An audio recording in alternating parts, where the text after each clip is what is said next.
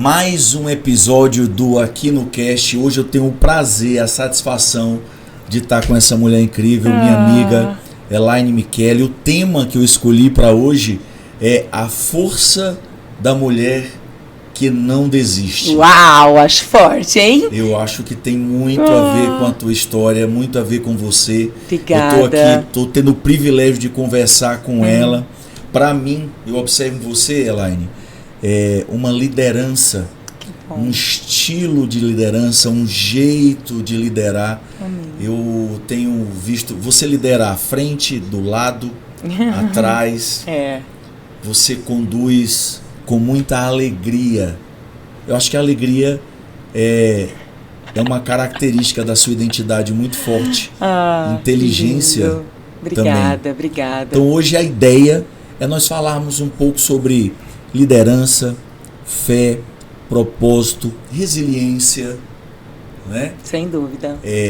Estamos aqui com essa mulher incrível, Elaine. Muito obrigado, Elaine. Muito obrigada a você. Estou muito feliz pelo convite, de verdade. Você que é uma pessoa que eu admiro demais, um grande profissional de excelência, onde eu já tive a oportunidade de estar e de vivenciarmos momentos tão especiais, gratificantes para mim, edificantes para mim, onde foi muito importante para o meu crescimento. Então, muito obrigada sempre pela sua palavra comigo, pelo seu carinho, pelo seu respeito, com a minha família também, e de toda a sua família, que eu sou apaixonada, Nebraska, os meninos. Então, é uma família que eu tenho no meu coração, é uma família que eu admiro, e, acima de tudo, é uma família onde eu tenho muita gratidão, né? A gente tem uma história, Nebraska, e ela me introduziu em uma família, sem querer querendo, que eu nunca falo que é sem querer querendo, tudo é Deus, e é Deus em nossas vidas. E a Nebraska e vocês, sem dúvida alguma, são aqueles anjos que Deus coloca em nossas vidas e que Deus colocou em minha vida desde quando eu tinha meus 13, 14 aninhos de idade, que eu vim de lá do interior de São Paulo.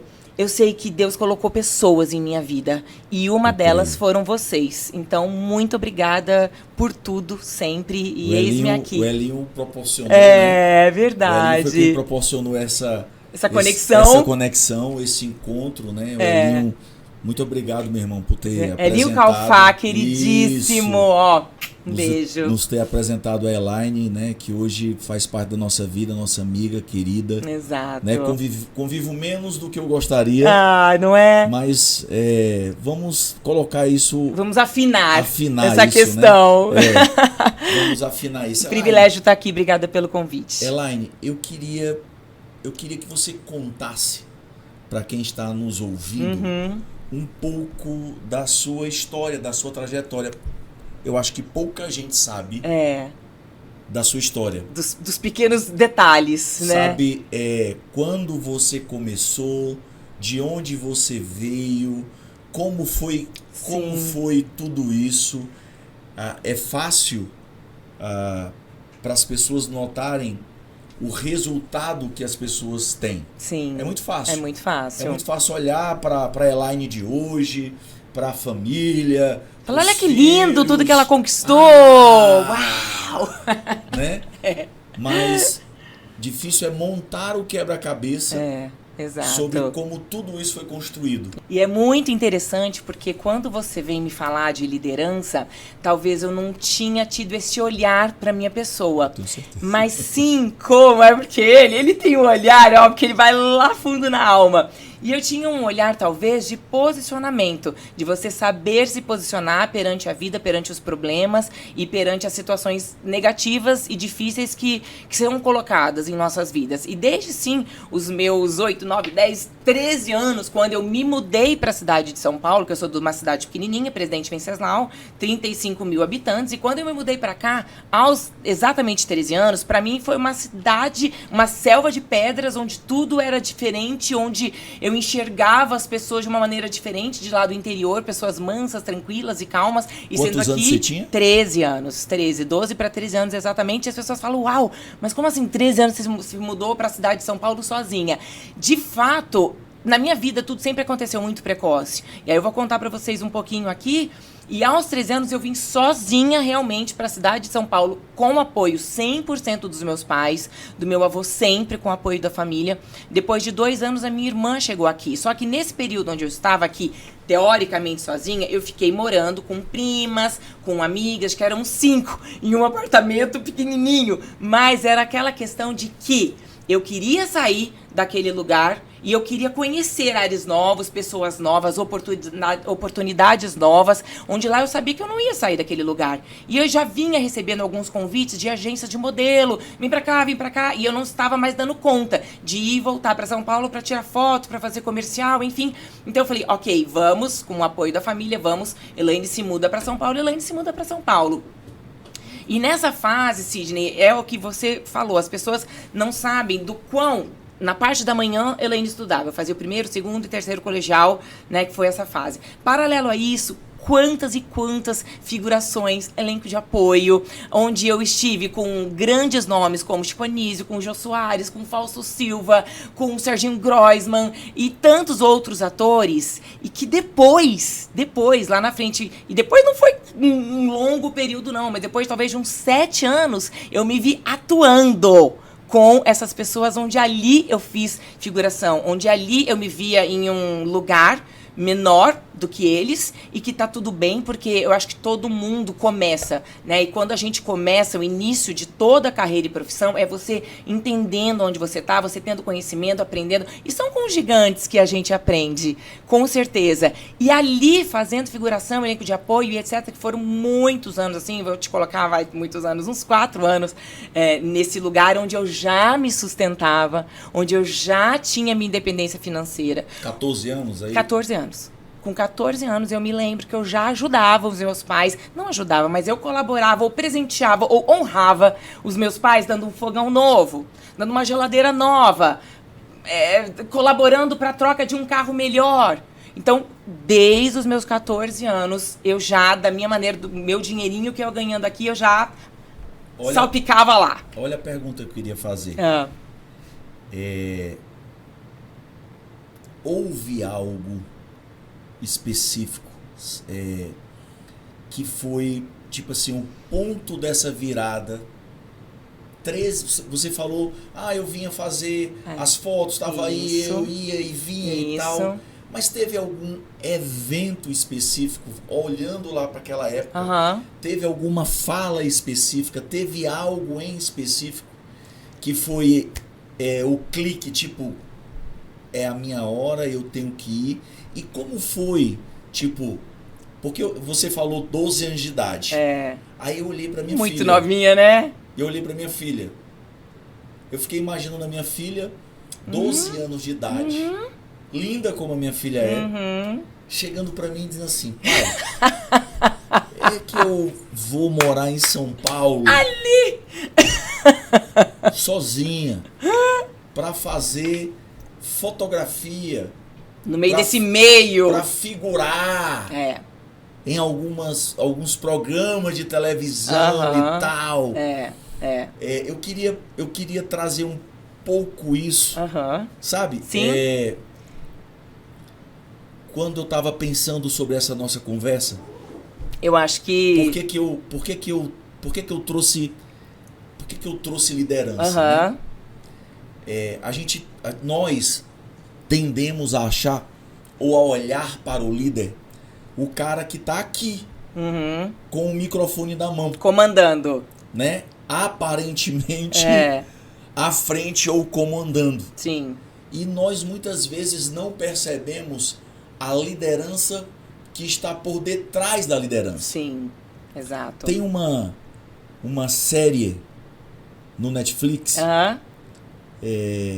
E essa, eu não vou lembrar agora o nome da série, mas essa série, ela retrata o dia a dia do presidente americano. Tá.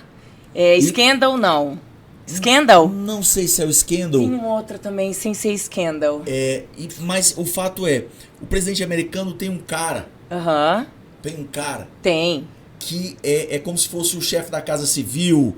É o cara que coloca... Lidera, que cuida de tudo, né? Ele coloca as pautas na mesa, ele decide onde é que o presidente vai sentar, onde não vai sentar, com quem vai sentar e tal. Aquele cara é um líder que pouca gente percebe. É assim, verdade. Uhum. né? Exato. E quando eu tava pensando, cara, o que é que eu vou conversar com a Elaine? Tanta coisa para falar. E a maioria das pessoas, quando estão diante de você, Aham. percebem a sua alegria. Sim. Porque o ambiente não é o mesmo. Antes, durante e depois da Elaine passar por ele. Ah! Essa alegria que você tá vendo aqui é dela. É uma alegria que é dela. É. Eu creio, Elaine, que o fruto do Espírito chamado alegria, Uhum. ele talvez seja algo que flui na sua alma. Ai, que lindo. Amém. A Amém. alegria. Amém. Então, eu queria entender, lá atrás, Lá atrás. 13 anos de idade, qual era o cenário, qual era o contexto, se você puder falar, se houver um cenário, se houver um contexto, qual era esse cenário Sim. que fez com que aquela menina, já muito forte, Uhum. já líder, colocar na cabeça dela e conseguir É uma convencer Os pais. a todos, A todos. né? De que era aquilo. A todos que era aquilo, Sim. né? Sim. Até para nós, né? Que somos pais, você falou do seu avô, Uhum. em breve nós estaremos nessa posição do avô, Sim. até para que a gente possa perceber nos filhos, para quem tem filhos dessa idade, Uhum. e nos netos que tem essa coisa, essa pré-determinação, essa predestinação de construir algo, e a gente não E poda, né? não E que os pais podar. podam. Exato, exato. Eu acho assim, Sidney, que os meus pais foram extremamente corajosos e fortes, e assim como eu. E eu acho que talvez essa junção de coragem dos pais e do desejo da Elaine de vir para São Paulo e de buscar algo novo é com que nos fortaleceu todos juntos para que eu viesse para esse novo universo. Eu acho que o que eu senti lá no momento e que me fez despertar foi a questão de que você olha para o interior e você vê aqueles jovens todos no interior. Eu não sei se você tem o conhecimento, mas é uma avenidona onde os jovens ficam bebendo em cima de uma caminhonete, onde eles ficam ouvindo música, o sertanejão, na caixa de som estourada, e você fica rodeando em uma avenida ou duas de carro. E você fala, gente, peraí, mas que é isso? Parece um bando de louco, assim, com todo respeito, obviamente, né, a quem ainda vive nesse lugar e ainda faz essa mesma rotina, vamos dizer assim, mas eu falei, mas que futuro que podemos ter aqui? E aí o futuro que eu via de algumas amigas era namorando cara da fazenda, nada contra também, mas eram pessoas que talvez não tinham uma perspectiva empresarial, uma perspectiva de vida grandiosa, onde eles pudessem alcançar universos diferentes. E eu falei, uau, eu preciso descobrir e ver o que acontece lá fora, sendo que eu já tinha tido uma pitadinha disso. Então, todas as vezes que eu vinha pra cá pra tirar uma foto, pra fazer um vídeo, pra ver aquilo, eu olhava e via o movimento de São Paulo, eu via o universo, a conversa das pessoas, como eram outras. Então, eu falei, eu não queria mais ficar naquele lugar. E foi isso que eu fiz, e eu falo pra você que foi a melhor escolha. E hoje, quantas e quantas vezes que eu olho pra trás e eu falo, meu Deus, se eu não tivesse tido essa coragem, juntamente, né, com o apoio dos meus pais, não tivesse dado esse passo, onde é que eu estaria? Eu estaria muitas vezes lá, talvez trabalhando em um lugar simples, em um lugar que não me traria em conhecimentos, em lugares, em pessoas, sabe, aqui com você, fazendo um podcast, talvez estaria lá de uma maneirinha mansa, humilde, quietinha, feliz, alegre, mas então eu acho que a gente tinha medo. Eu tinha medo, mas mesmo com medo eu fui. Tinha a insegurança, mas mesmo com a insegurança eu fui. E eu não sabia o que ia dar. Mas a gente sempre sabe que tem um Deus, um Pai cuidando da gente. E na época eu nem sabia, tá? Que era esse Deus que hoje cuida de mim, mas isso depois a gente chega lá. Você sentia, mas não tinha consciência.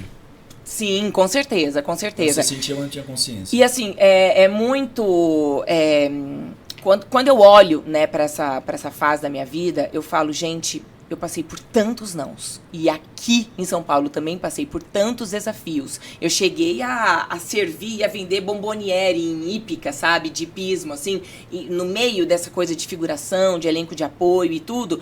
Mas era o dinheirinho que me sustentava. Era o dinheiro que estava me dando a base para eu fazer o meu curso de teatro, o meu curso de interpretação. Porque paralelo aos meus estudos de primeiro, segundo, terceiro colegial, eu estava fazendo os meus cursos. Nós vamos já falar um pouco mais sobre isso. Tá. Mas antes, nós vamos falar um pouco sobre isso, como foi toda essa trajetória, como é que você conseguia se manter, os desafios dessa fase da vida, até você conquistar, tipo assim, a sua primeira grande conquista. Mas eu queria trazer aqui, Elaine, algo que talvez nem você perceba sobre você. Uhum. Né? Nessa fala dela, gente, vocês percebem que havia uma visão. Ela olhou para o que ela vivia, ela projetou o futuro dela e falou para ela, tipo, como é que vai ser para mim se eu continuar aqui? Exato. Qual será a minha família? É isso que eu quero para mim? Exato. O que eu quero para mim não está aqui. O que eu quero para mim está em São Paulo. Então já pega essa primeira coisa da Elaine, que é visão, tá? Esse saber o que quer e saber o que não quer para si. E eu vou te completar só uma coisinha em relação a isso. Nessa época do interior, tá? Estando ali ainda, eu poderia muito bem ter me acomodado e ficado lá. Por quê? Duas questões. Lá eu já era a Elaine Micheli, porque eu ganhei 14 concursos de Miss. Então eu tenho 14 faixas. Sim, desde os 8, 9, 10, 11, 12, 13, pá, foi quando eu parei. E eu já fui conquistando faixa, porque eu participava de vários concursos de Miss, né? Aquela questão. Então lá, a Elaine já era, a Elaine Micheli. Mas não me bastava. Eu falei, tá, beleza. Só que esse concurso de Miss vai me levar para onde? Para quê? Legal, status, nome, fama, né? Aqui na região, muito bonitinho. Mas eu sabia que isso não ia se sustentar por muito tempo, né? Era o concurso de Miss, pronto, beleza, fui, ganhei. Então, era uma outra questão que talvez poderia ter me prendido lá. Eu falei, o ego, né? Já que eu já sou a uau. 13 anos vem, olha, observa tudo isso. Tinha alguma inspiração na época? Alguém que você olhava, sei lá, alguma personalidade, alguma mulher, ou perto de você, ou longe de você, que te inspirou, que te provocou, né? Não sei, talvez eu acho que sempre eu gostei muito dessa questão da interpretação, do canto, da dança, e eu olhava talvez grandes artistas, né, num geral, e eu sempre admirei esse lado artístico, e eu acho que foi isso que me fez de vir para cá e mergulhar e estudar mais nesse universo. Mas eu não sei se eu te falasse de uma pessoa em específica, sabe? Uhum. Mas era num contexto, tudo sobre a arte me encanta, na verdade. São as luzes, o palco, a passarela, um cenário, eu sou louca por um estúdio. Então, acho que esse ambiente já me fascina bastante. Tá. Então, vamos voltar agora para onde você estava, o ponto que você parou. Então, para os 15 anos. E você tava ainda a gente está nos 15. Você estava ali nos 14, 15 anos, vendendo para me sustentar. Para se manter. Rotina era manhã, estudar. Estudo, à tarde tinha estudo também, só que era ou era estudo, ou fazia um trabalho aqui, outro ali. Estudava teatro, interpretação, e fazia figuração, aí eram, né, variedades, então eu ia variando muito. Só que aos 15 anos foi um momento bem desafiador, porque eu participei de um concurso chamado Oficina da Globo. E era um concurso extremamente desejado na época, hoje não existe mais com esse nome, existiu por muitos anos, onde você sofria uma peneira, ali você viu um teste, no caso eu fiz o teste com 3.000 candidatos e somente 30 que iriam passar. E, Sidney, eu não tinha o preparo ainda para fazer uma Oficina da Globo, para fazer aquelas cenas, né? E com Tony Ramos assistindo, com alguns autores da TV Globo assistindo, é uma pressão muito grande. E eu lembro que eu falei, caraca, me convidaram convidaram para fazer esse teste, eu falei, tá, vamos preparar um monólogo, e preparei um monólogo, mas ainda num medo, numa insegurança e tudo mais, e fiz. Sidney, e eu sou daquelas, tá? Porque aquelas 3.000 candidatos, eu fui a primeira a entrar no estúdio do teste. Fui a primeira. Eu não fiquei esperando, não, pra ser a última, pra ser a do meio, não, aquele frio na barriga. Eu falei, vai, quero fazer logo, e vamos fazer logo e tal, e fiz. E eu confesso que eu não tava com muita esperança ali. E aí, depois de uma semana, veio. Elaine, você está entre as classificadas, entre as 30 das 3.000 pessoas. E eu falei, uau! Então foi incrível. E foi um intensivão de canto, dança, interpretação, palestras com autores, com diretores da TV Globo e tudo mais. Foram 4 meses muito intensos. Eu fazendo a minha escola de manhã, e aí na Globo, lá na oficina, eu ficava até 11 da noite. E aí voltava de manhã à escola, enfim. Então foi um intensivão muito grande. Foi uma grande conquista para mim também. E eu te falo que cada conquista que a gente tem, eu valorizei muito cada uma delas. Porque às vezes as pessoas conquistam as coisas também não valorizam. E isso eu passo muito para os meus filhos hoje. Eu falo, gente, pequenas conquistas, pequenos passos, vocês precisam valorizar. Vocês precisam agradecer, vocês precisam olhar ao redor e ver que vocês foram capazes de realizar isso. Então, eu sempre tive esse olhar para mim também, valorizando. E aí... E é um detalhe, viu, gente? Tem um detalhe. Não é que ela é... Não é que ela... Não é só... Ela celebra, tá? Nem que for com água, aliás, é com água. Caras, é impressionante. O Paulo, né? O Paulo fala que a expressão máxima de gratidão é a celebração. Uau, adorei.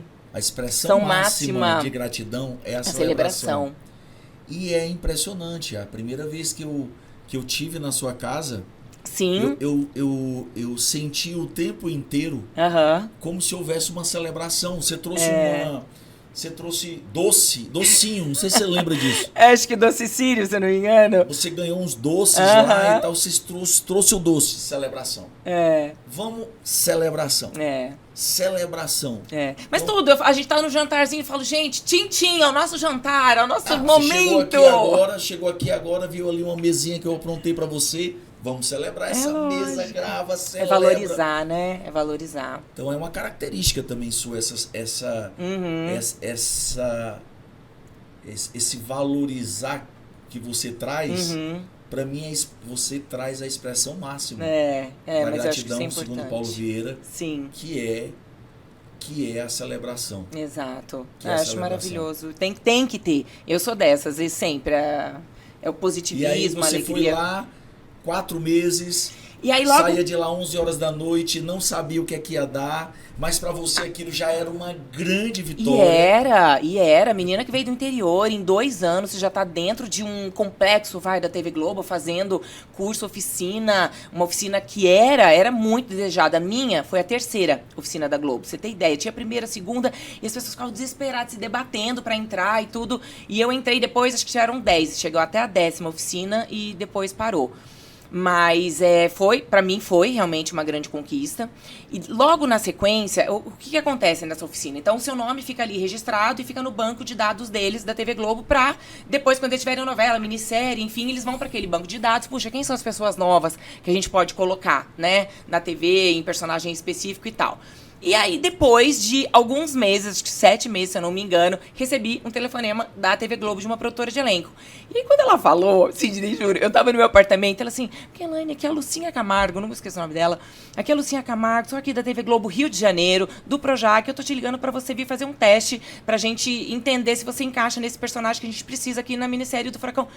Eu sei que ela falou tudo aquilo. Sabe quando eu não entendi, eu não absorvi? Pra mim era tão surreal aquele telefonema que eu falei, desculpa, você pode repetir? Você é da onde mesmo? Quantos anos? Aí eu tinha 16 anos, na verdade. Era 16 anos. Já tava uma senhora. Uma senhora.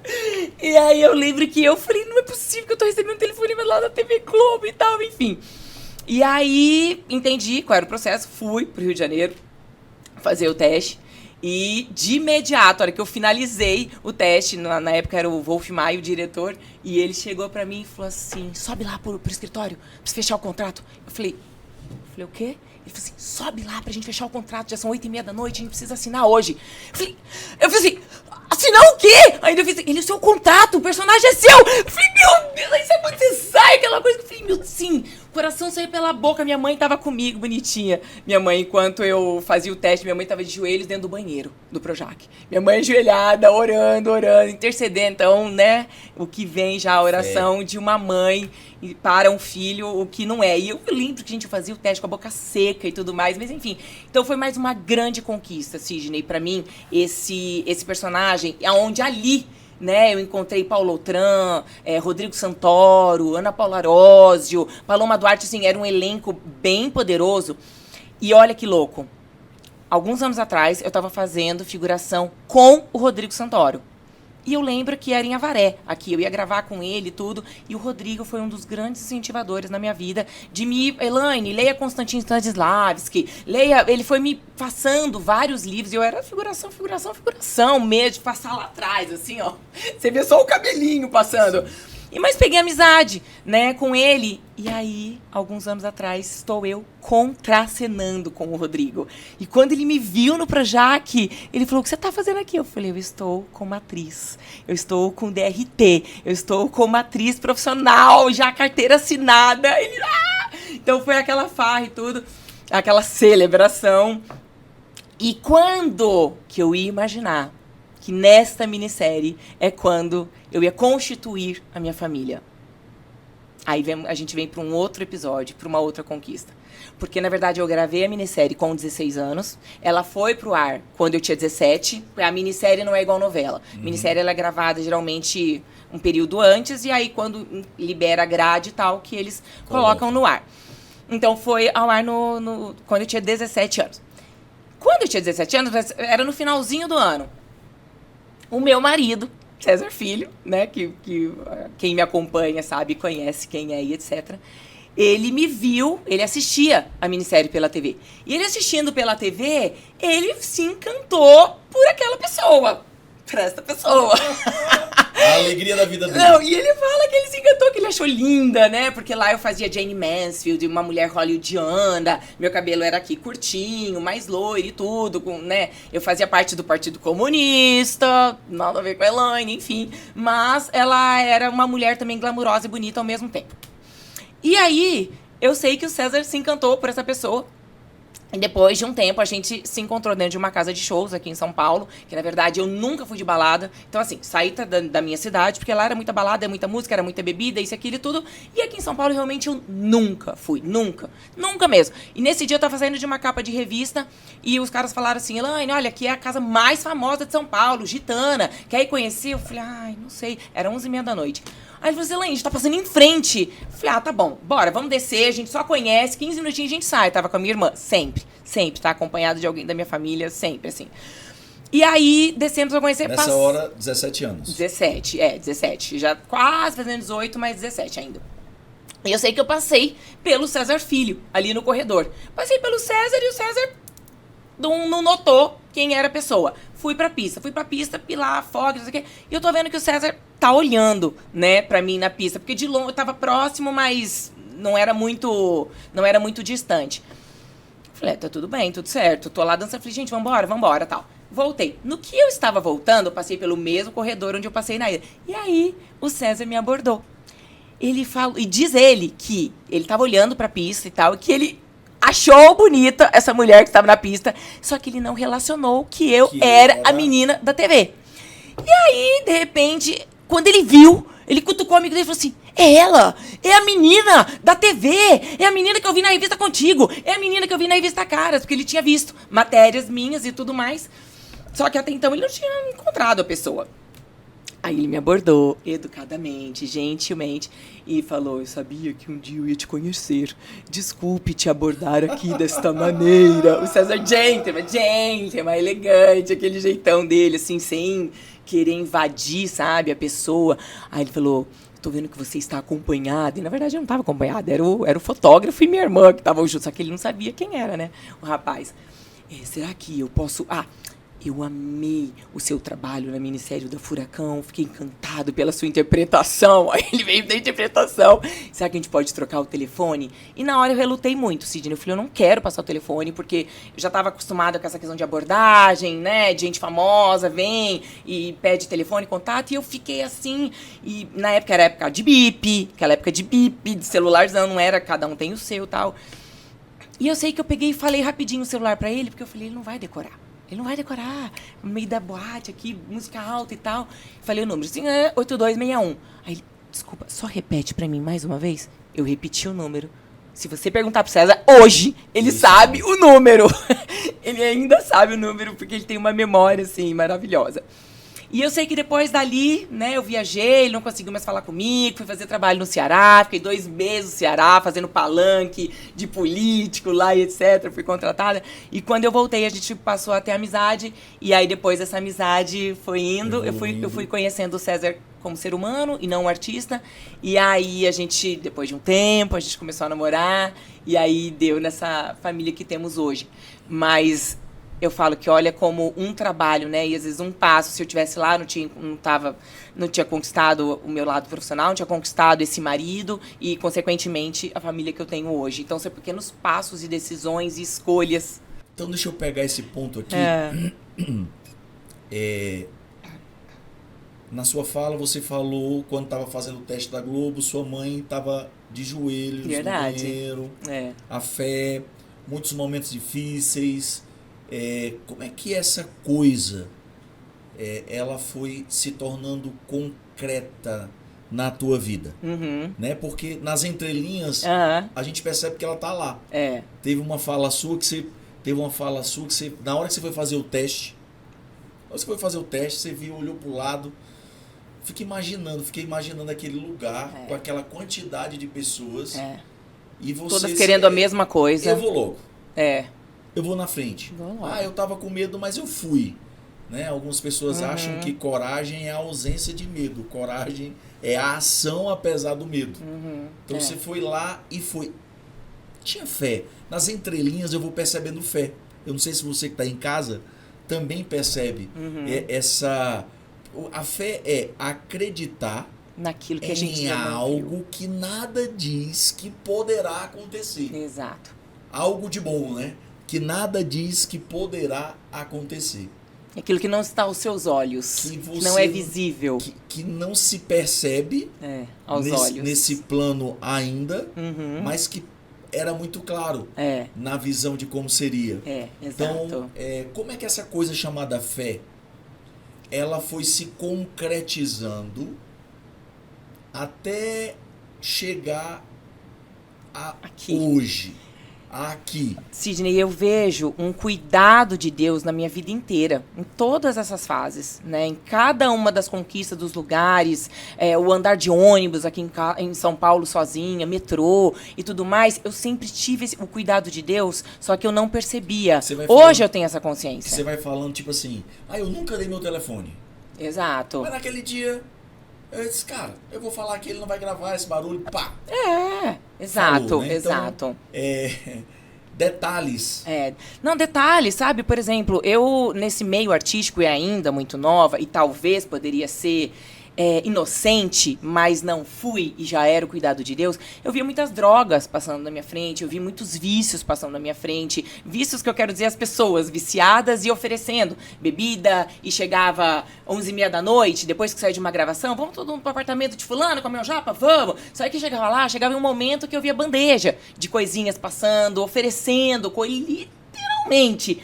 E eu lembro que acho que talvez a minha educação, eu fui tão bem cuidada pelos meus pais na educação e eu sempre tive uma proteção tão grande do Senhor e ainda não sabia que, Sidney, eu falava assim, gente, amanhã eu tenho uma gravação, eu preciso ir embora. Gente, deixa eu pedir o táxi, porque na época não existia Uber. Amanhã cedinho eu tenho uma prova, não sei o quê. Então, eu sempre inventava uma desculpa e eu saía fora das situações. Quando eu via que tava vindo... Sem agredir ninguém. Sem agredir, sem me queimar, sem me fazer... Porque hoje, os jovens querem se fazer pertencentes. Eles querem se fazer parte do grupinho. Então, tá, deixa eu dar uma provadinha aqui. Então tá, deixa eu tomar um golinho aqui, ou coisa assim e tal. Então... é algo que, por exemplo, eu sempre ensinei para meus filhos. Falei, gente, a mamãe sempre teve com tudo ali, ó, pá, na frente. E o seu pai também. E nós nunca nos deixamos. Por quê? Você tem que ter a perspicácia de sair fora, de disfarçar e sai fora. Então, eu sempre tive isso. E aí entra o cuidado de Deus, porque eu vejo também que na época eu ainda era muito nova. 16, 17 anos, 14, anos vai. de idade, Ainda era. Então, eu vejo o cuidado dele. E mais do que isso, tá, Sidney? Eu lembro que eu tinha um namorado também que me agredia muito verbalmente nessa época dos 15 anos de idade. E que teve um momento em que eu olhei para aquela situação e eu falei, que isso, gente? Eu não mereço ouvir esse tipo de palavras. Eu não mereço esse tipo de comportamento. Eu lembro que teve um dia que eu pedi pro Senhor, eu falei, Deus, o que é isso? Eu não mereço passar por tudo isso. E eu sei que você tem algo melhor pra minha vida. E eu, até um tempo, eu achava que aquilo era a melhor coisa da vida. Mas em um momento fui percebendo que aquela agressão verbal não era o que Deus tinha preparado pra mim. E eu questionei, pedi, e de alguma maneira Deus tirou essa pessoa da minha vida. Aliás, foi também uma força minha, que teve um dia que eu falei, não, chega, basta, não quero mais. E cortei telefone, cortei tudo e dei um basta. Então a gente tem que ter também essa perspicácia. E acho que tem meses, Elaine, que Deus coloca e Deus tira. Sem dúvida. Né? Que às vezes você nem percebe exatamente como é que você foi parar naquela mesa ou saiu daquela mesa. Sem dúvida. E tem mesas que ele te toca para que você saia ou entre. Exatamente. Né? E talvez, a gente às vezes não percebe. E às vezes a gente quer insistir no contrário disso. É porque Deus, ele nos coloca no deserto, ele nos tira do deserto, né? Ele nos abraça após esse momento do deserto. Olha a pergunta que veio aqui pra mim, tá? Você falou desse namorado até os 15 anos de idade. Foi na base ali dos 15, nessa época. Quanto tempo mais ou menos de namoro você teve com ele? 1 ano e meio. 1 ano e meio. Então começou ali com 13 alguma coisa. 14, até uns 15 e pouquinho, 15 talvez. 15 e pouquinho começou. Olha a pergunta que eu vou te fazer. Eu já atendi cliente que quando era adolescente, novinho, tinha vergonha de ser bonito.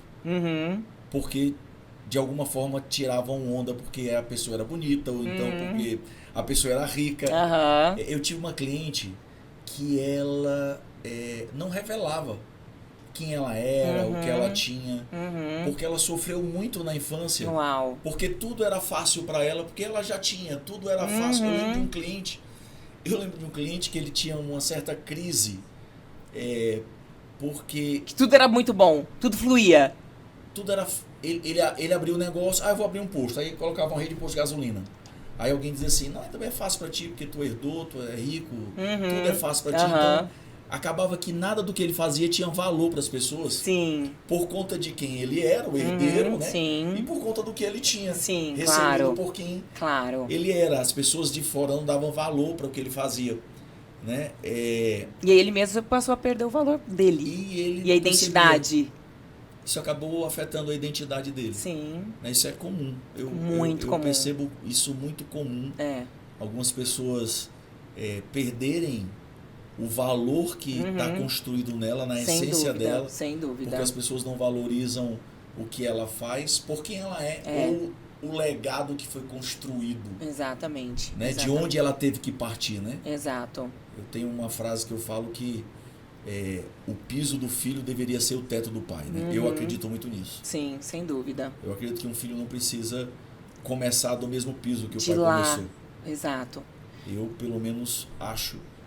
Eu concordo. Quero pro meu filho que o meu teto seja o piso dele. E é o que deveria estar na mente, né, de tantos pais. Porque tem tantos pais que falam, já que eu passei por aquilo, eu quero que você passe também.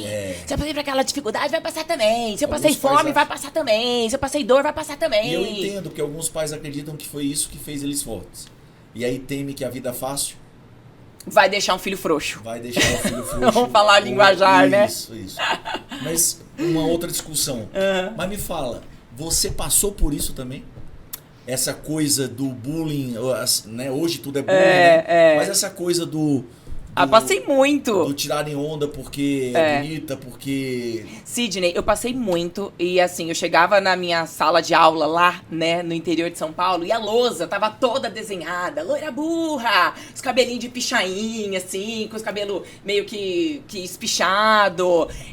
Eu não tinha amigas, eu fui uma pessoa que eu acho que talvez, né, por essa questão da beleza, da segurança, da estrutura familiar, eu tinha uma amiga ou outra, assim, mas se eu te falar, Elaine, puxa, seu aniversário de 15 anos, o que você fez? Eu não fiz festa, porque eu sabia que eu não tinha um círculo de amizades nem pra convidar amigos. Eu fui para uma viagem aos 15 anos pra Disney, porque eu ganhei num concurso de Miss. Essa viagem foi a primeira vez que eu fui pro exterior, quando eu ganhei nesse concurso de Miss. E, por exemplo, uma viagem com amigas. Nunca tive. Hoje, a minha filha, ela fez o aniversário dela de 15 anos com amigas. E eu falo, gente, valorizem. E que delícia é você ter, né, esse círculo de amigos. Porque eu nunca tive, mas isso também não me atingiu, Sidney. Eu vejo que eu sofri, sim, essa questão, esse bullying que hoje, né, todo mundo fala do bullying, do bullying, do bullying. E eu não sei por que na minha época não me atingiu. Eu acho que não me atingiu, né? Você já assistiu Divertidamente? Eu já. Lá no Divertidamente, na sala de controle, que é a mente, né? Que é a mente, tem lá as emoções básicas. Alegria, tristeza, nojo. É isso. Medo. Você lembra delas? Lembro. Lá, né? Eu acho que o fato da alegria ser algo muito presente na sua vida... Abafou. Camuflou. Eu não diria que abafou, mas o olhar sobre... olhar sobre os fatos negativos muda completamente. Perfeito. Não é que você não é ingênua. Muito pelo contrário. Perfeito. Isso não é ingenuidade. É exatamente por saber que é ruim ou que existe um perigo, mas saber que tem um jeito melhor de viver. Claro. Você faz as suas escolhas e a alegria. Sim. A Bíblia fala, né? Tem um texto, acho que é Tiago, acho que é Tiago 1:2, Tito 1:2. Tendes por motivo de toda a alegria o passares por diversas provações, pois a alegria vai te trazer perseverança. Exato. Então eu até anotei aqui, mais uma característica. Essa tua alegria faz com que você perceba as coisas boas, sim, e ruins, e escolha um caminho. Exato. Apesar disso. Perfeito. Apesar disso. E aí se torna leve. É. Porque você não agride, você não se permite ser agredida. Machucada por isso. Né? Essa alegria foi que fez, cara, acho que não faz sentido eu namorar com essa pessoa. Exato. Faz sentido eu namorar com essa pessoa. Exato. Não, e hoje as pessoas até me perguntam muito isso, né? E elas observam o meu posicionamento nas redes sociais e... Elaine, alguns poucos, né? Mas você também, você tem uma família estruturada, você já tem um casamento maravilhoso, você tem filhos maravilhosos, exemplares, sua profissão, né, realizada. Por que você teria algum problema? Por que você seria uma pessoa, ao contrário disso, azeda, amarga ou algo assim? Eu falo, gente... Eu tenho meus problemas. Eu tenho problemas com a minha família, tem doenças, tem problemas que a gente precisa resolver internamente, fraturas, é óbvio que tem. Só que a maneira como você enxerga é o olhar que você dá para esse problema. É exatamente isso que você está falando. O problema está aqui. Mas por que eu vou deixar esse problema ainda mais turbulento, ainda mais pesado, ainda mais denso e feio? Qual foi o personagem que te projetou, que você foi mais significativo para você, e o César já estava lá nessa fase? Me conta um pouco sobre isso. O César, na verdade, ele sempre esteve, né? Que foi desde o início do meu primeiro contrato assinado, que foi a Ailda Furacão. E aí, na sequência, eles me chamaram, eu fiz Malhação umas 3, 4 vezes, mas logo depois ali da Malhação... eles me chamaram para fazer algo que seria muito desafiador para mim, porque eu comecei na dramaturgia, que é fazendo, né, a minissérie, e Malhação ainda seguimos no texto de dramaturgia, e aí, de repente eles me chamaram para fazer a escolinha do professor Raimundo com o Chico Anísio. E eu falei, caramba, é comédia. E aí comédia exige muito mais, né, da pessoa como atriz, porque é muito difícil você fazer o outro rir. Então, você fazer chorar ou um drama é mais fácil, mas o sorrir, as pessoas hoje são muito carrancudas, é algo que realmente é mais delicado, enfim. E era uma grande responsabilidade estar com o Chico Anísio. Então, um dos personagens que me marcou e que me projetou muito foi esse personagem da escolinha, que foram 4 anos e ele era diário, né, na TV Globo, era 5h30 da tarde, depois passou também para os sábados dentro do Zorra Total. E então, esse personagem foi um personagem, inclusive, que me fez crescer demais, porque era com Tom Cavalcante, Chico Anísio, Heloísa Peixe, Ingrid Guimarães, Francisco Milani. Se você olhar... Só os craques. Só os craques. Eu falei, o que eu tô fazendo aqui? Mas é mais uma graça, né? Uma vez que eu fui abençoado. E depois dali, eu fiz também, durante 6 anos, com o Renato Aragão, a Turma do Didi. Então, foram muitos anos ali, só que no Didi, no Renato, já eram personagens variados, não tinha um só. Então, eu acho que o da Escolinha foi um muito marcante. E depois, na novela Império, que foi a Xênia, que ela era uma vilã, aí voltei pra dramaturgia forte, que aí era uma grande vilã e que até hoje, assim, as pessoas lembram muito que era algo, assim, completamente diferente da Elaine, que era uma pessoa má, uma pessoa que olhava realmente querendo maldade nas pessoas e praticando maldade nas pessoas, algo que eu falava, caraca, mais um desafio. Mas que foi muito legal também. Então, acho que talvez são personagens que são os opostos, né? Que é o da alegria e o da dramaticidade.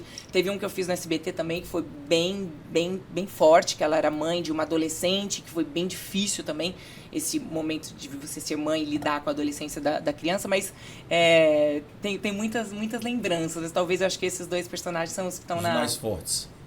Na balança ali. O da escolinha do professor Raimundo também tinha um quadro. Era Não é de apagar, não. Não era loira burra, não. Porque eu sei que ele, antes dessa minha fase, tinha, né, uma loira, eu não lembro quem que fazia exatamente, então que ela chamou, acho que era um negócio assim, ia apagar, que mostrava o bumbum. Não. O meu, ele, na verdade, ela era uma loira que ela encarava o professor e ela queria se fazer mais inteligente do que as perguntas que eles faziam para ela. Ou seja, ele fazia uma pergunta difícil e ela queria responder com algo mais difícil para mostrar que ela era inteligente. Mas nunca teve a questão dessa sensualidade mesmo, porque foi uma das coisas que eu e o César, na época, tomamos muito cuidado. E até eles, na época, me ofereceram um personagem na escolinha e um personagem fixo dentro do Zorra Total. E aí o César me ajudou muito a conduzir essa questão. O do Zorra Total era algo mais sensual, talvez, e que mostraria um pouco mais de corpo. E a com o Chico Anísio, não. Então, é algo que a gente também sempre tentou tomar cuidado, porque já tem o estereótipo, né, da beleza. Os filhos já existiam nessa época? A Luma existia, tanto é que eu fazia a escolinha e eu fiquei grávida durante a escolinha. O Chico Anísio, com uma generosidade incrível, ele me deixou gravar grávida até os 7 meses, que é o que eu podia pegar a ponte aérea para ir para o Rio de Janeiro.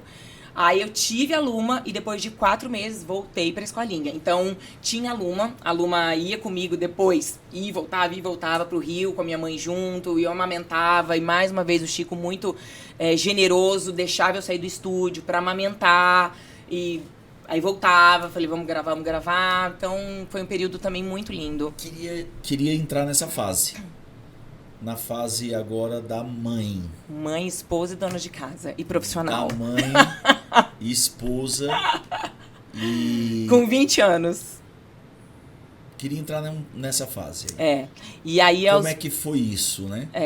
Eu digo que, como você viu, na minha vida foi tudo sempre muito cedo e muito precoce. E eu acho que Deus me colocou nesse lugar para amadurecer, porque desde os 13, como eu falei, na verdade, eu comecei a desfilar com 2, 3 anos de idade. Aos 8 eu já estava desfilando, e aos 13, né, você viu a fase nova.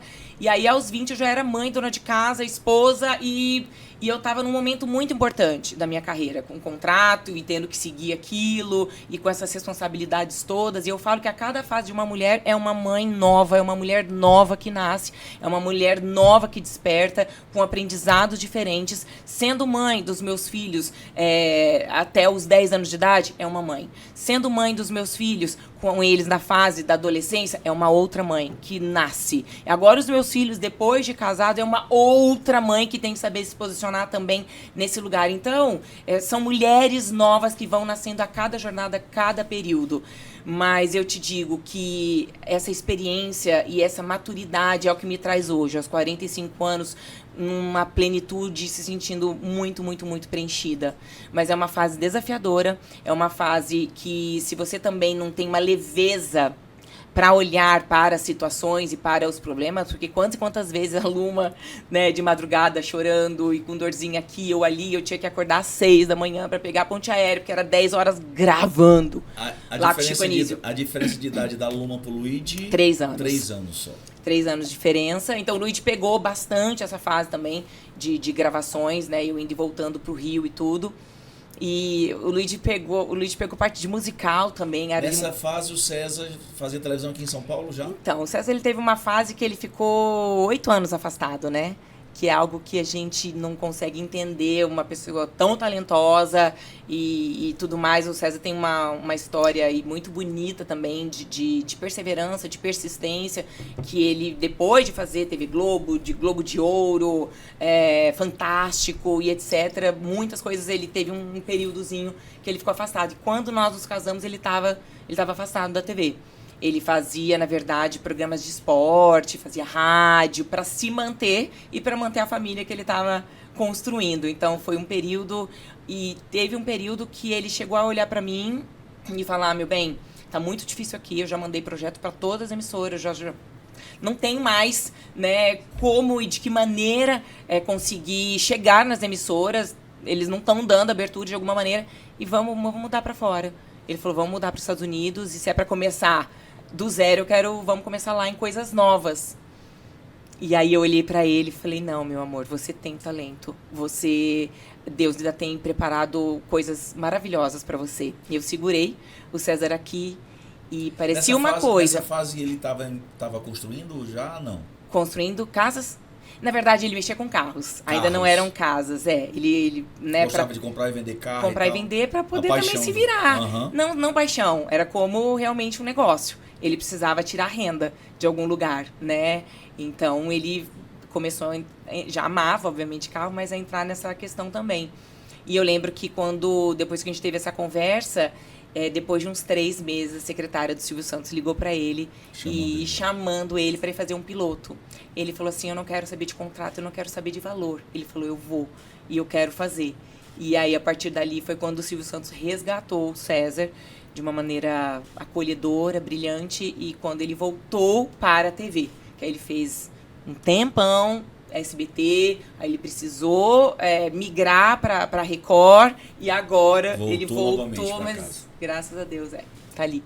Então, é o que eu falo, aí as pessoas olham e não enxergam, né, esses detalhezinhos. Então, quando eu estava casada e nessa fase de mulher, de mãe, de profissional e tudo mais, o César também estava, teoricamente, desempregado. Então, psicologicamente, é uma avalanche de informações, mas que faz a gente crescer.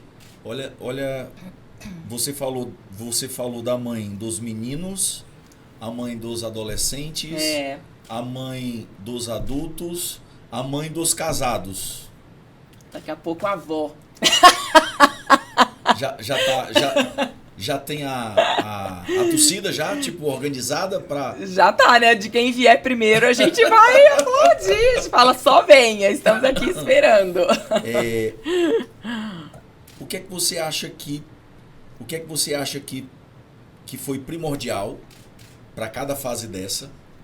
O que é que talvez você fizesse diferente? Tipo, eu aprendi com isso. Peraí, vamos por partes. Eu acho que eu não faria nada diferente. Eu acho que tudo que eu fiz foi da minha maneira, querendo aprender, querendo crescer, querendo conquistar, querendo estar em um lugar diferente. E tudo foi de acordo com a minha idade também, com a educação que eu tive e com a espiritualidade que eu tive. Tá? Eu nunca fui cristã. Eu sempre fui espírita kardecista. E eu sempre tive esse ensinamento. Foi aonde eu cresci. Foi o berço que eu tive. Até então eu sabia que aquilo era o correto e o certo.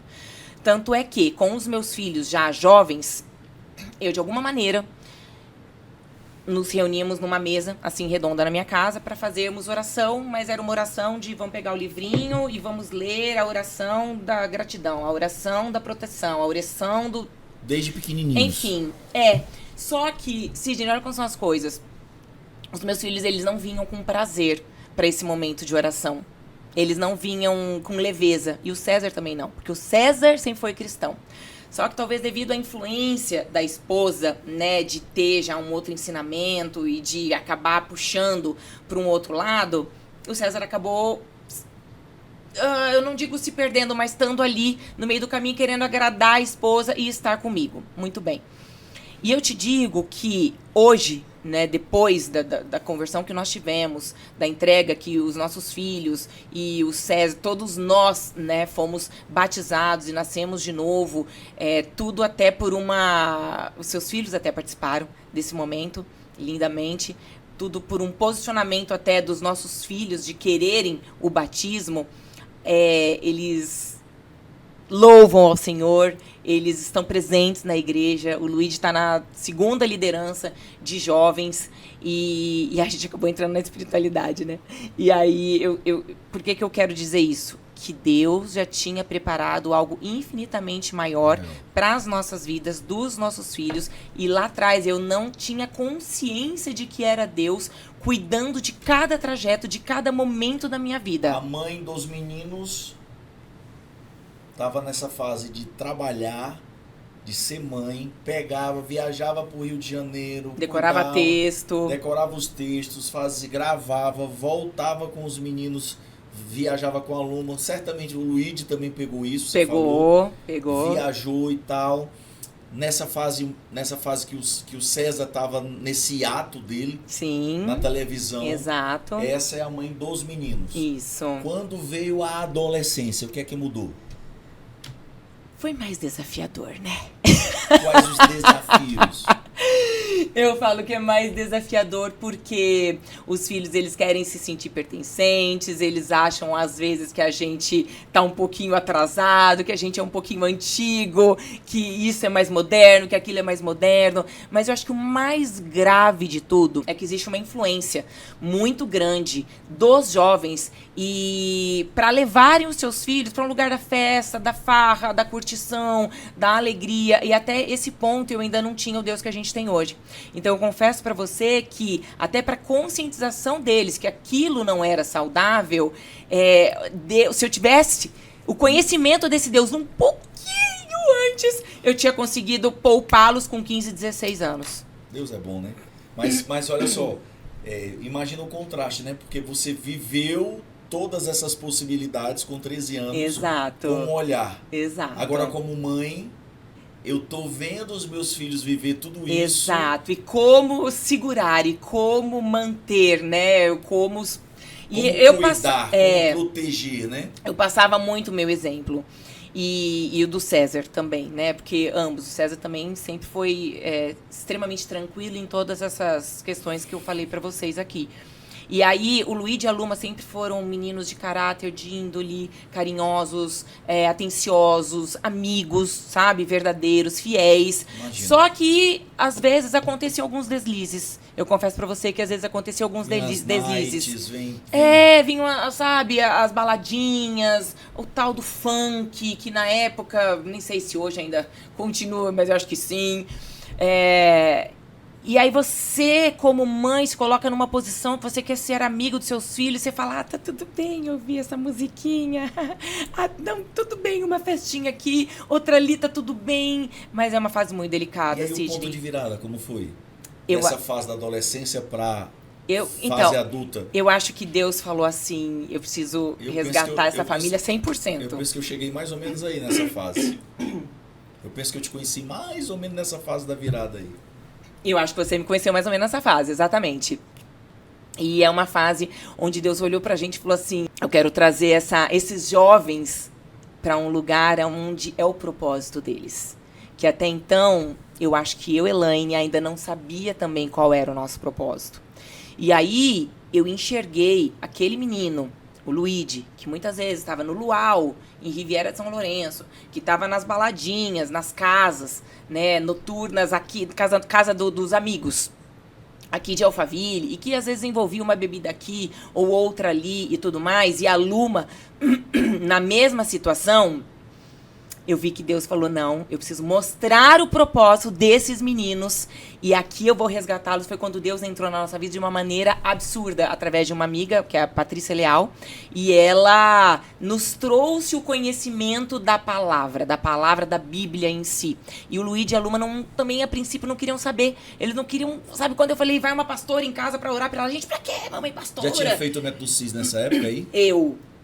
Eu lembro de você... Somente a Elaine. Na pandemia você refez de novo, Fiz uns 3 ou 4 ali. Os meus filhos, eles tinham uma grande resistência, né, ao método CIS. O meu marido ainda mais. Então, assim, era uma resistência muito, mas muito grande em relação ao método CIS, né, a questão do coach. Para quem não sabe o que é método CIS é uma imersão de inteligência emocional.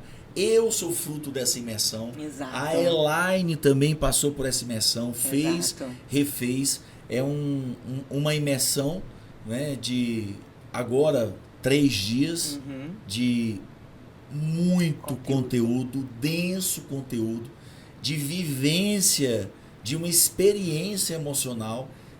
Você entra de um jeito e sai transformado. E sai de um outro jeito. Exato. É igual a Disney. Exato. Né? A Disney, por mais que a gente fale da Disney, só consegue entender a Disney quem vivendo vive a Disney. Então, para você que não conhece o método CIS, né, e talvez até tenha algum conceito pré-concebido. Eis-me aqui para te falar sobre isso agora. Eu também tinha. Não é?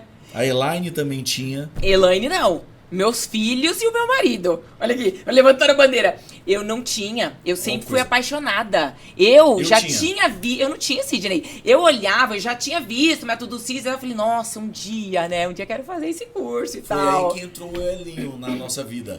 Que na verdade é a Nebraska. O Elinho, ele fez uma ponte, mas a Nebraska, lindamente, ela me ligou 1, 2, 3 vezes. Elaine, vai ter o método CIS, você não quer fazer e tal. E aí eu lembro que a primeira vez eu não consegui, porque meu marido tava no hospital. Uma segunda vez, eu não lembro de que eu tive gravação, eu não podia fazer. E uma terceira deu certo. Eu falei, eu quero fazer, Nebraska.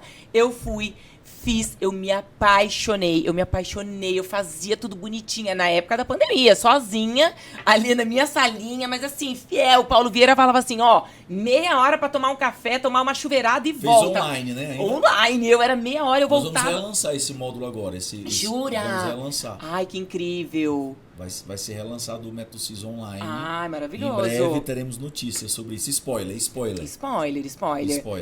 Não, eu digo que o método CIS é transformador e realmente... Eu Nebraska conversando com Camila, queria te apresentar uma pessoa lá e tal. Da Nebraska falando com ela. Bonitinha. E a Nebraska falou assim, Elaine, o Paulo e a Camila, eles estão aí em São Paulo, próximo do seu condomínio, porque eles querem encontrar uma casa. Seria incrível de vocês se encontrarem, tomar um café da tarde. Eu falei, nossa, Nebraska, que honra, vai ser maravilhoso, pode marcar. 5h30 da tarde, chega o Paulo e a Camila em casa.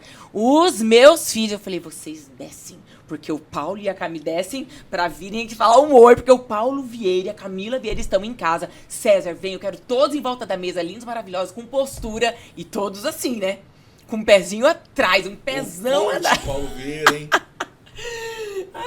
Ai, mas eu sei que de cara o Paulo e a Camila, assim, eles se encantaram pelos meninos, pelo meu marido, foram muito bonitinhos. A Patrícia veio através da Camila. Você não tá entendendo? Eles estavam dentro do carro e a Camila estava falando comigo, foi logo quando ela pegou Covid, e desmarcando um café que ela tinha em casa, porque ela tinha dado positivo. E a Patrícia estava junto no carro e a Patrícia falou assim, Camila, eu não sei com quem você está falando, mas eu preciso mandar uma mensagem para essa moça. Olha isso. E a Patrícia mandou uma mensagem através da Camila, na hora ali, colocou viva voz, falou, ó, eu preciso orar pelos seus pais e eu quero que você me mande uma foto dos seus pais. E, de fato, meus pais estavam passando por um momento delicado, né, pessoal e tudo mais, e a Patrícia começou a orar pelos dois, e a partir daí eu comecei a entender o poder de uma oração vinda de Deus, vinda do Senhor. Na sequência, o meu marido pegou o Covid, ele pegou um Covid muito, muito, muito forte, e que a Patrícia intercedeu, entrou junto ali comigo em oração, oração. Sidney, é a primeira vez na vida que eu ajoelhei e que eu peguei uma Bíblia para orar falando com o Senhor, e não era falando com nenhum outro mestre, com nenhum livrinho decorado, com nenhuma oraçãozinha decorada, não. Era para falar com Deus. Aquele que estava sendo me apresentado foi quando o César estava muito, muito mal, e de madrugada, e eu comecei a orar, a saturação dele começou a subir, eu falei, meu Deus, isso aqui funciona, meu Deus, é esse Deus que estão me apresentando, e a partir daí, Deus entrou em nossas vidas, e mais uma vez, Elaine se posicionando e levando esse Deus para os meus filhos. E aí o César veio junto. Aí ele já, o que tinha nele já brotado, reacendeu a chama, literalmente, e viemos todos juntos. E aí veio o Senhor, vieram as revelações. Os meninos tiveram uma velocidade, né? Ganharam velocidade nessa época. Uma velocidade muito grande. A Patrícia veio em casa um dia, pediu pra orar com os meus filhos, eles mais uma vez... não querendo, ainda no início, Patrícia falou assim, ó, vocês estão indo fazer a quarentena no México, onde estava o Ed. O Ed, que hoje é o atual marido da minha filha. E ela falou... a Júlia também estava por lá. E a Júlia também estava na mesma. Nessa mesma viagem. Na mesma viagem. Então, olha como Deus faz. Exatamente. Fizemos um encontro com o Ed se apaixonou diretamente com a Luma, minha filha. E a Luma ainda não querendo saber muito dele, mas aí ele investiu ali. Trabalhou. Ele trabalhou, ele camelou. E aí... Lume Luide, Paulo Vieira me mandou mensagem, amiga, vocês estão aqui, tá, vamos sair um dia pra jantar. Eu falei, vamos, Paulo, claro, com o maior prazer do mundo, do fundo do meu coração. Eu queria mesmo, só que eu falei, como é que eu vou fazer a cabeça da Luma e do Luide pra ir jantar com o Paulo Vieira, com a Camila aqui no México, tipo, aleatório. E aí eu fui, trabalhei a cabeça das crianças. Tá bom, mamãe, tá bom, vamos. Foi nesse primeiro encontro que o Luiz conheceu a Júlia, Matheus, a família toda, se apaixonaram. Aí se apaixonaram no sentido de carinho. Sim. De carinho, de amizade, tudo de amor. Ali, tudo nasceu e aí ali. Tudo começou ali. Mas eu digo assim, olha como uma mãe tem que estar intercedendo, uma mãe tem que estar se posicionando, ou um pai, obviamente. Mas alguém tem que estar liderando esses filhos. Alguém, de alguma maneira, trazendo a espiritualidade, trazendo as oportunidades, incentivando, estimulando, tirando o medo e agindo, né? Porque tem quantos pais e mães que são... como é que eu falo? Quando eles estão anulados, quando eles não se posicionam, quando não tem uma atitude. Eu acho que não é nem não se posicionar, é se posicionar errado. Também. Ou num lugar que não é o lugar de pai. Exato. Antes você falou, eu queria ser amigo. Isso é um posicionamento. Uhum. Posicionamento de pai é um, posicionamento de amigo é outro. Uhum. Exato. Como eu penso. Exato. Então eu acho que não existe não posicionado. Uhum. O cara que está trancado dentro de um quarto, ele está posicionado ali. Talvez não seja a posição que vai trazer o resultado que ele deseja, que ele queira, mas ele está posicionado ali, eu creio. Né? Sim. Então, esse posicionamento, talvez, que você está falando aí, é que faz diferença. E aí iniciou aí uma nova fase. Agora, da mãe, dos filhos casados. Meu filho. E aí, primeiramente, foi o Luigi, né, que se casou com 21 anos, se casou com a Júlia, que é filha do Paulo. Como foi acordar, andar pela casa e perceber que o Luigi não estava mais. Daqui a pouco acordar, andar pela casa e perceber que a Luma não estava mais. Eu falo que é um novo desafio, um novo posicionamento, um novo lugar onde você tem que se adaptar, né? Mas o que acontece? Eu, Elaine, eu não sei, mas eu sempre tive essa questão de você se preparar. Então, eu fui me preparando. E desde sempre, eu não sei se é porque eu sofri muito essa questão da síndrome do ninho vazio com a minha mãe lá do interior, e apesar dela incentivar, estimular e etc., de eu estar aqui, obviamente ela sentiu muita falta, né? Das duas filhas que saíram cedo, e depois meu irmão que saiu também. E a minha mãe sempre acabou colocando inconscientemente esse peso em nós, filhos, da casa vazia, do sofrimento, da dor e da ausência, e etc e tal. E eu me coloquei num lugar que eu falei, eu nunca vou passar isso para meus filhos. Então eu já fui me fortalecendo e treinando a minha mente, e que tudo bem, daqui a alguns meses Luigi não vai estar mais. Tudo bem, daqui a alguns meses a Luma não vai estar mais. Óbvio que a hora que a questão acontece, que dói. Que você olha, que você sente aquele vazio, Eita, né? E você não ouve, né? Falando do celular, chegando, colocando música, etc. E aí você fala... O barulho diminuindo, né? O barulho vai diminuindo, a casa vai acalmando. Mas, Sidney, eu falo que se não fosse eu me preparar para este momento, e que se não fosse eu ter um relacionamento muito, muito feliz e forte com o meu marido, eu confesso que as pessoas realmente têm um casamento abalado, mexido ou desestruturado nesse momento. Porque você precisa ter um casamento extremamente feliz, saudável, leve, harmonioso com o seu parceiro. Então, é o que eu falo da importância do casal, da mulher e do marido, deles serem independentemente dos filhos. Os filhos são um plus, mas um plus gigantesco que Deus colocou em nossas vidas. Mas a relação marido e mulher, esse é o que vai até a sua velhice. Essa é a família. Essa é a família. Essa é a tua família constituída, né? Uhum. Então a minha família constituída é eu e minha mulher. E Deus nos dá a oportunidade de preparar outras pessoas para constituírem as famílias dele. Exato. Então na hora que os nossos filhos casam, eles passam a ter a família deles como prioridade. Agora nós viramos parentes. É dureza. Agora eu não sou mais família do meu filho, agora eu sou parente do meu filho. Sempre serei pai. Não fala assim que eu magoo. É dureza. Ai. Eu sempre serei pai. Sistemicamente falando, muitas disfunções conjugais... Exatamente. Elas acontecem por quê? Porque surgem aí. Elas surgem aí. Nós há pouco estávamos falando de posicionamento. Uhum. Não dá para ocupar dois lugares ao mesmo tempo. Ou eu estou num lugar ou eu estou no outro lugar. Sim. E muita gente casa e não ocupa o papel de homem porque continua filho. Uhum. Né? Enfim. Então, algumas disfunções nascem de não ter a clareza dessa necessidade de não perder a conexão com o cônjuge. Uhum, exato. Né? Com a vinda dos filhos. Uhum. Porque é comum na vinda dos filhos o casamento acabar. Uhum. E quando os filhos vão embora, o casal percebe que o casamento acabou. Exato. A separação a separação não acontece nessa hora. Uhum. A separação já aconteceu. Já vem vindo. Lá atrás. E os filhos que estão ainda ali sustentando aquilo. A família, né, o casal, né, a família original, marido e mulher, passaram a viver em função dos filhos. Uhum. Os filhos vão para formar a família deles. Exato. E agora, o que é que a gente faz com a gente? Exatamente. Então isso é importantíssimo. É muito, muito importante. É uma dor que a gente vê também frequente demais. Hoje o que eu vejo as dores mais frequentes são dos pais com os seus filhos adolescentes e quando os seus filhos saem da residência. Então aí nasce uma nova fase. Aí nasce uma nova fase. Que aí eu acho que agora dá pra gente falar um pouco sobre o spoiler do que está por vir. É verdade, exatamente. De coisas novas.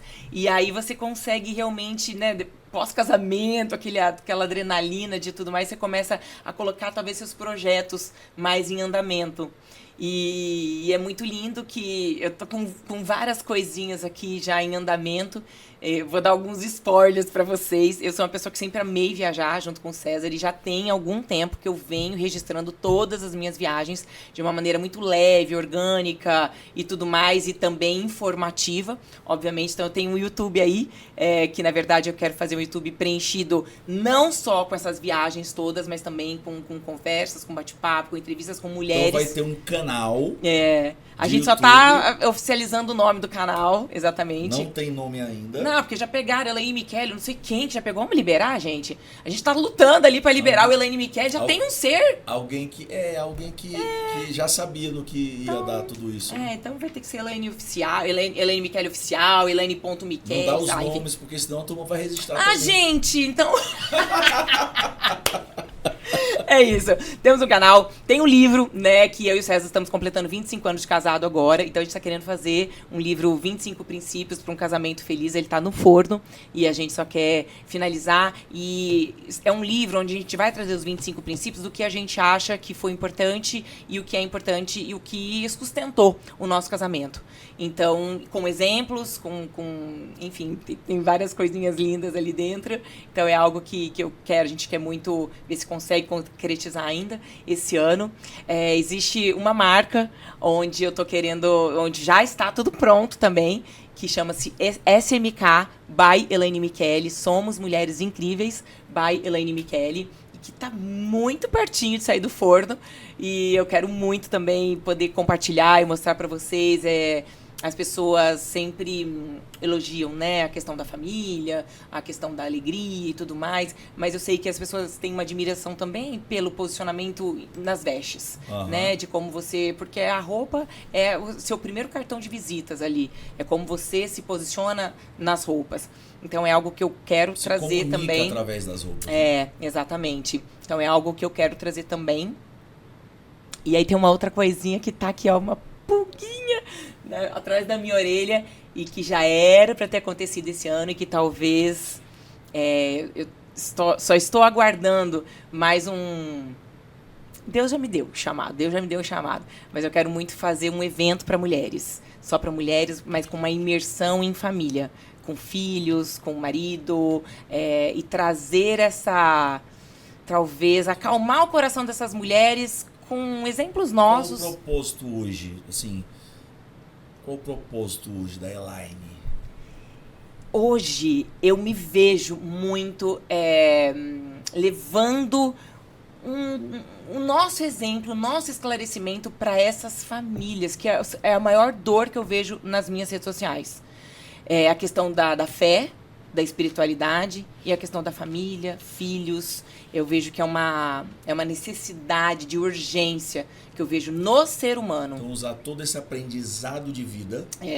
Exato. Para poder contribuir com outras famílias. Exatamente. Então, o teu propósito hoje é família. Exato.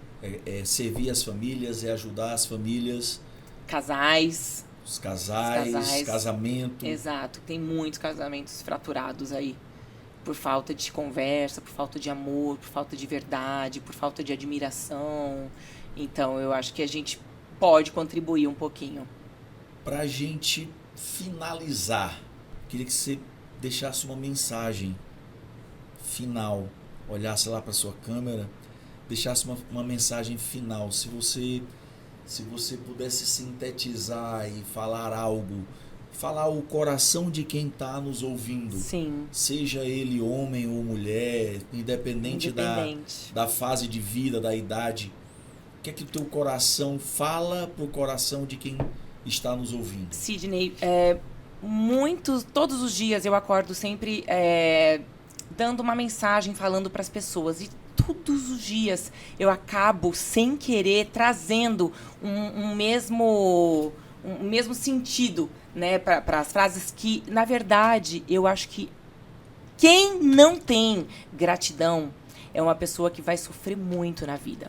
E o que eu diria para vocês, independentemente da situação financeira, do momento que você está vivendo, é que vocês sejam gratos, mas gratos pela simples oportunidade que Deus te dá todos os dias, de sim construir uma vida nova, de sim escrever nesta página em branco que Deus está te dando.